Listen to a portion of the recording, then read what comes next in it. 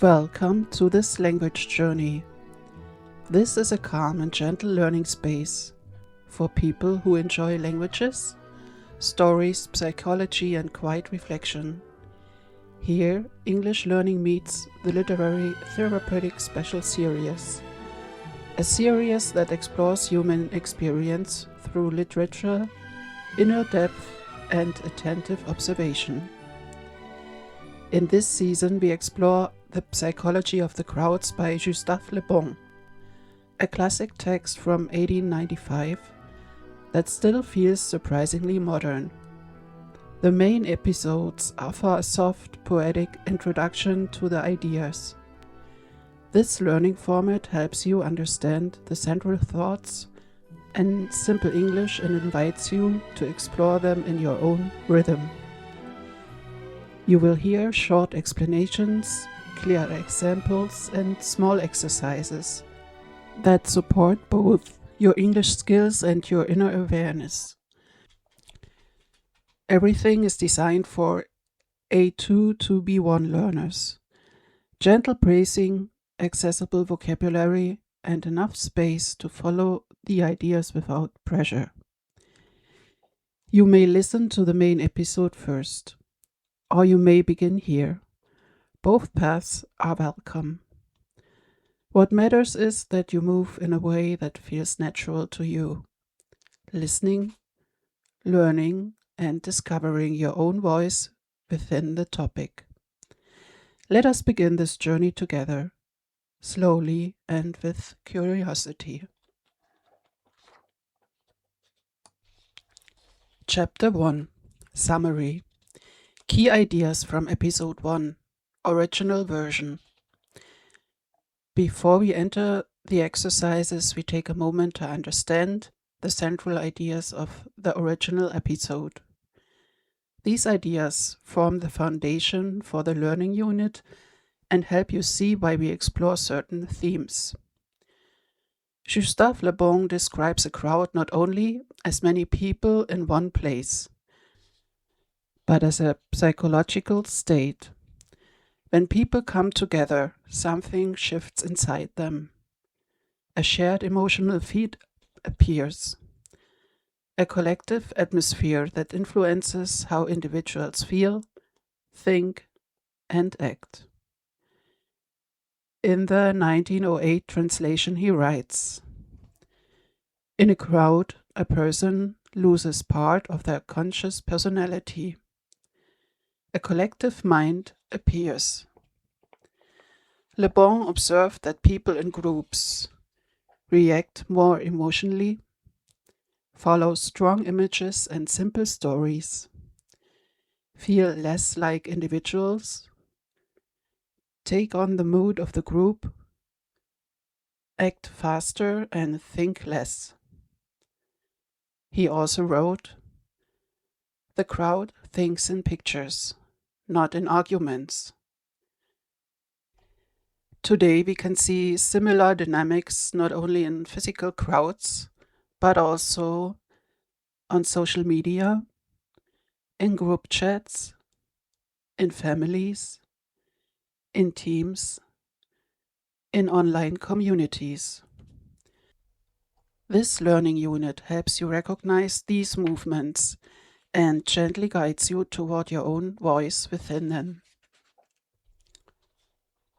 Arriving, Vienna Square.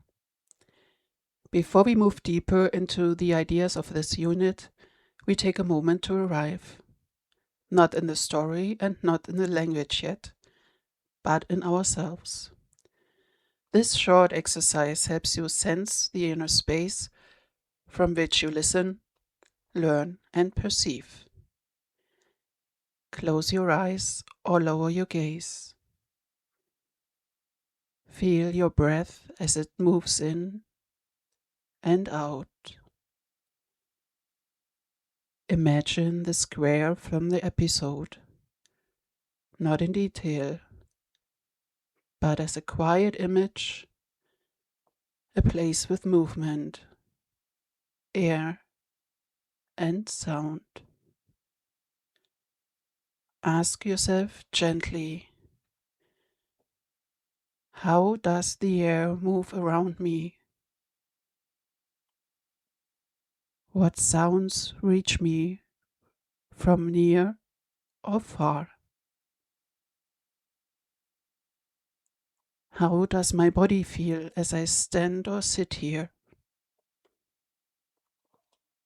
Where do I sense myself most clearly in this moment?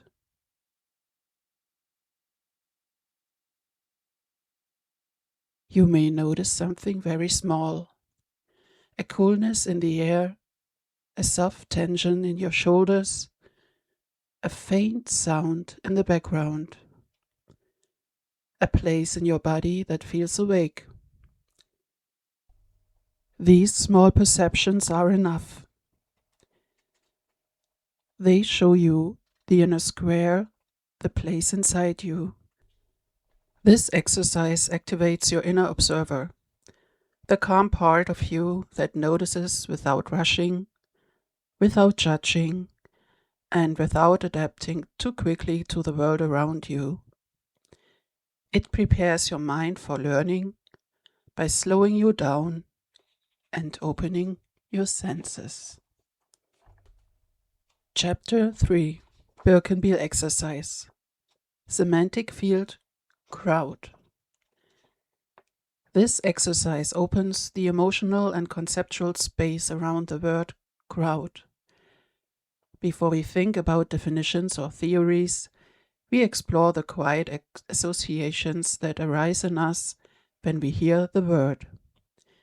These spontaneous impressions show how our inner world responds long before analysis begins.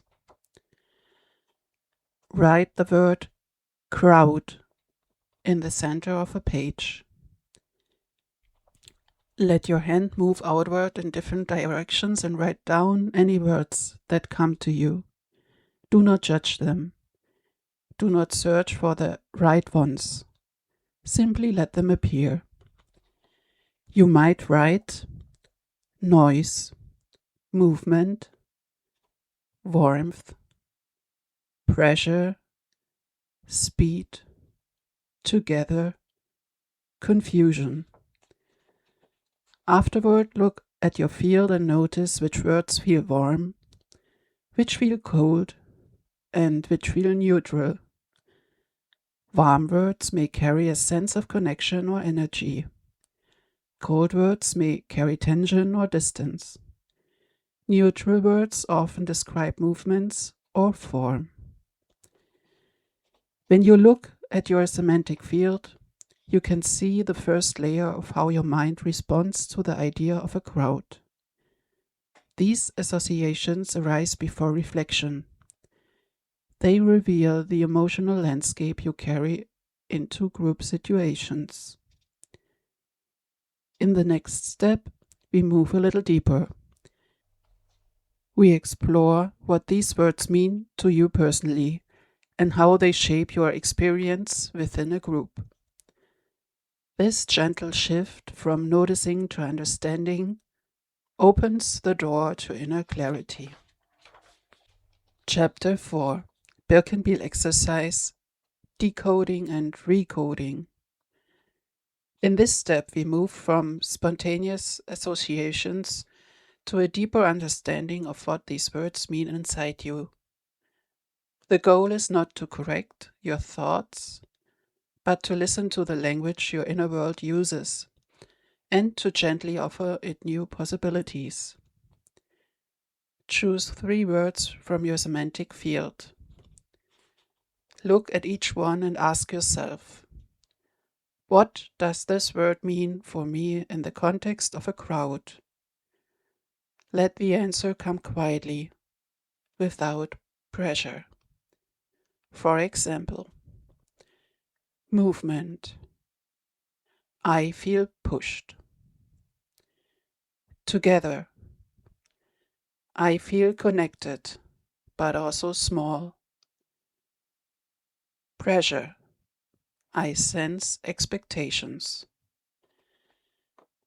These meanings show how your body and your mind respond when you image a crowd.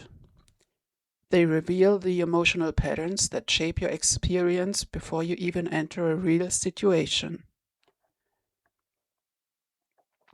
Now take the same words and offer them a new meaning. One that strengthens your inner contour rather than dissolving it. This is the recoding step. For example, movement. Energy I can guide. Together. Connection I can choose. Pressure.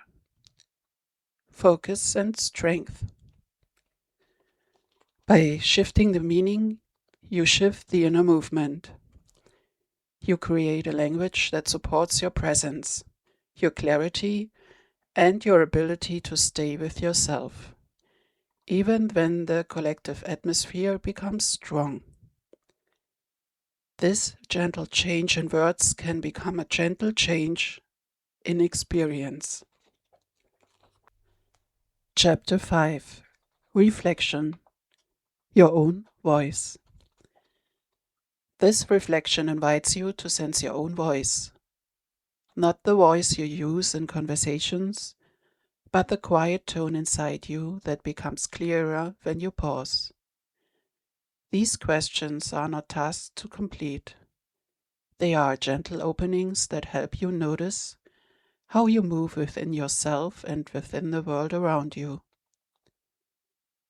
Take a moment. Let your breath settle. Then explore the questions in your own rhythm. First, where do I feel my own voice today? Perhaps you sense it in your breath, in the way you speak, in the way you write, or in a small moment of clarity that appeared during the day. Your voice may feel strong, soft, distant, or simply present. Whatever you notice is enough. Second, where do I feel a wish to adapt? This wish often appears in a moment of expectation, agreement, or emotional intensity. It may show itself in a conversation, in a group, or even in a quiet thought. Noticing it does not mean resisting it. It simply means seeing it. Third, what decision do I want to make consciously today? This decision can be very small. To pause before responding, to breathe once more, to stay with yourself for a moment longer, to speak from clarity rather than from pressure. These questions help you sense the boundary between your inner world and the collective atmosphere. Not to harden it, but to recognize it. When you see your own voice, you can follow it with more ease. Chapter 6. Everyday Transfer. The Quiet Observer. This exercise brings the work into daily life. It helps you notice how collective dynamics appear in ordinary situations, not only in crowds, but in small groups, conversations, and digital spaces. You do not need to change anything. You simply observe the moment in which the atmosphere around you begins to shape your inner world. Choose a real situation from your day. A team meeting, a family conversation, a group chat, social media, a public space. Enter the situation gently as if you were stepping into a room with soft light. Then observe. How does my breath change? How does my posture shift? Which inner voices become louder? Which become quieter? You may notice something subtle, leaning forward, holding your breath, wanting to speak, wanting to stay silent, feeling pulled, feeling distant. These small movements are important. They show how the collective field touches you. For example, in a social media moment, breath faster, posture leaning forward, inner voice, I should say something, other voice, I want to stay quiet. These observations are not judgments. They are signals, gentle indicators of how influence moves through you. When you see these micro movements, you begin to understand the quiet ways in which groups shape perception, emotion, and behavior. This awareness is the beginning of inner leadership. It allows you to stay connected to others while remaining yourself. Chapter 7: Inner Leadership. Clarity, Voice, and Differentiation. Inner leadership is quiet. It does not push, and it does not demand. It is the gentle ability to remain yourself while staying connected to others. In this chapter, you explore the tools that help you hold your canter, your inner outline in collective situations. The sentence of clarity, the glossary of key terms, the language node, and the cultural node work together. They offer words, images, and small anchors that help you navigate emotional fields without losing your own line. Inner leadership grows slowly. It grows through noticing, naming, and returning again and again to the place within you that remains steady. The sentence of clarity. A sentence of clarity is a short line that gathers you back into yourself. It is not a mantra and not an affirmation. It is a quiet orientation, a way of remembering where you stand when the emotional movement of a group becomes strong. Choose one sentence that feels close to you in this moment. I am here. I guide myself. I trust myself. I choose my path. Say it inwardly or under your breath. Notice where it lands. Some people feel it in the chest, others along the spine, others as a soft shift in the breath. This sentence is not meant to change you. It is meant to reveal you. It shows you the place within you that remains steady, even when the collective atmosphere moves. When you repeat the sentence slowly, you may feel a subtle alignment, a quiet straightening, a softening, a return. This is your canter becoming visible again. Mini glossary. Key terms of this unit. This glossary gathers the central concepts that appear throughout the episode and the learning format. Each term describes an aspect of how individuals and groups influence one another. Understanding these words helps you recognize the subtle psychological movements that occur in collective situations. Crowd, a large group of people, also a shared emotional field.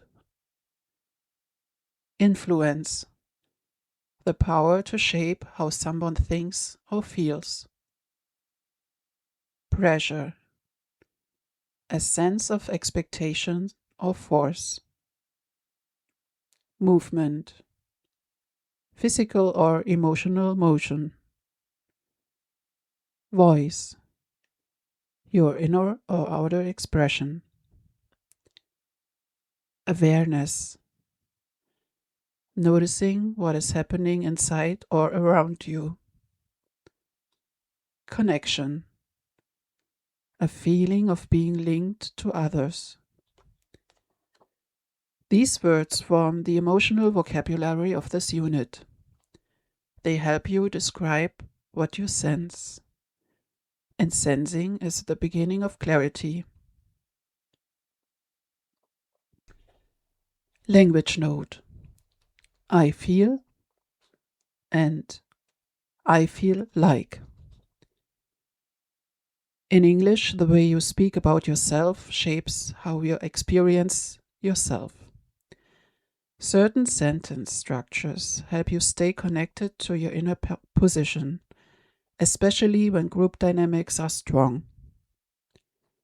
I feel plus adjective describes your emotional or physical state. I feel calm. I feel like plus ing form describes a desire or impulse. I feel like speaking. I feel like plus clause describes a subjective impression. I feel like people are watching me. These structures help you express emotions and perceptions with more precision, and precision supports inner clarity. Cultural note. Crowds in English-speaking contexts. In English-speaking cultures, the word crowd carries both positive and negative meanings. It can describe excitement, pressure, or simply the emotional atmosphere of a group. People speak of crowd energy, the excitement of being part of something. Crowd pressure, the feeling of being pushed or influenced. Crowd behavior, how people act differently in groups. Common expressions include: he got lost in a crowd. The crowd went silent. The crowd followed the mood. These expressions show that English, like Le Bon, understands a crowd not only as many people, but as an emotional space, a field that shapes perception and behavior. Chapter 8: Learning Meditation. The voice in the space. Find a position that feels natural. Let your shoulders drop a little. Let your breath come as it comes.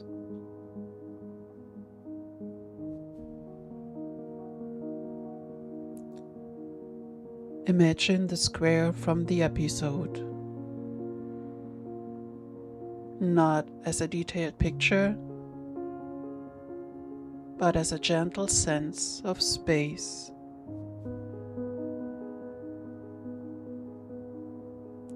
People move around you. Voices rise and fall. Steps echo softly. There's a rhythm, a flow, a quiet movement in the air.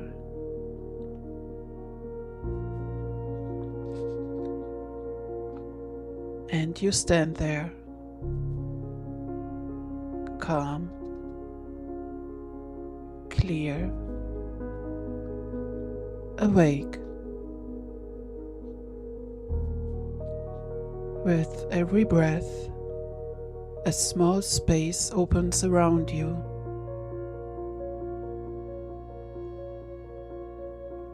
A space that holds you.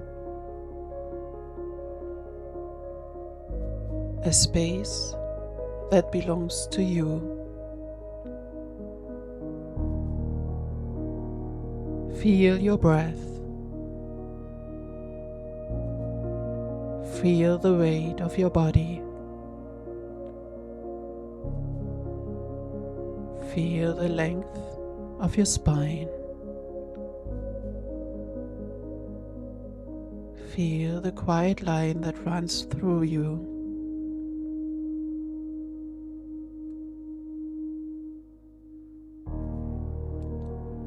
Let this line become a little clearer, as if it were being traced from within.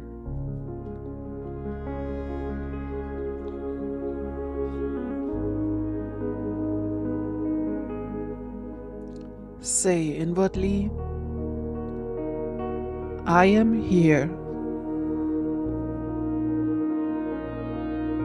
I guide myself. I trust myself. I choose my path. Let these words settle gently inside you. Let them find their place.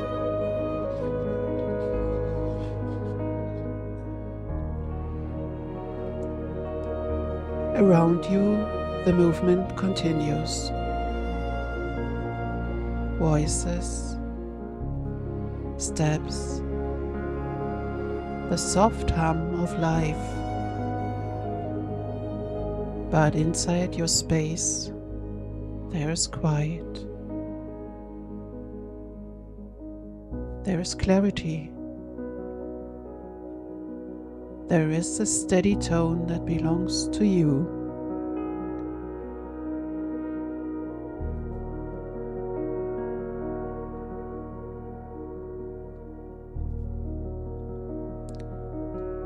Stay with this tone for a moment. Stay with the place where your voice begins. Stay with the quiet that supports you.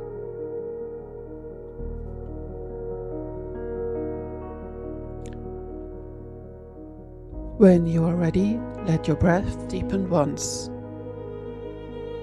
Move your hands and shoulders, your neck.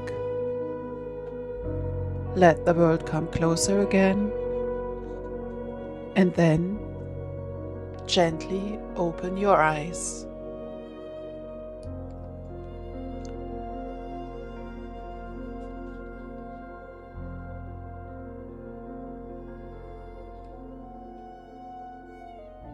Closing. Take a moment to notice how you feel now. Perhaps something has become clearer. Perhaps a thought has softened. Perhaps only a quiet tone remains inside you. Whatever is present is welcome. This learning format is one part of a larger literary therapeutic work. The main episode offers the story.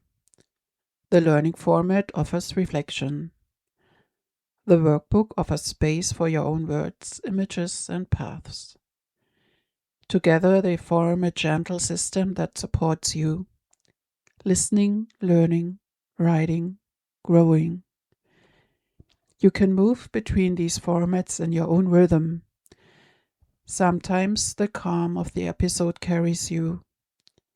Sometimes the clarity of the exercises. Sometimes the depth of your own notes. Everything belongs together. For today, what you have taken with you is enough. Everything else may unfold in its own time. We meet again in the next learning unit. Calm, clear, and with an open view toward what moves inside you. Acknowledgements. Thank you for taking the time to engage with this material with such presence and openness.